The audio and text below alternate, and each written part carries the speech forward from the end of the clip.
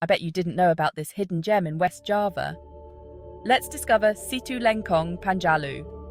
Located in Kiamis, West Java, this serene lake is more than just a pretty view. It's a historical treasure tracing back to the ancient Panjalu kingdom. From the 9th to 13th centuries, this kingdom spread Hinduism and Buddhism across the region.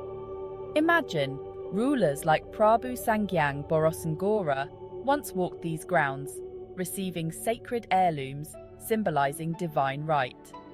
This lake wasn't just for admiration, it served as a vital water source and a site for religious rituals.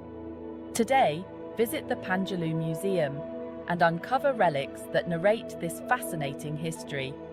Whether you're a history buff or nature lover, Situ Lengkong Panjalu offers a serene escape.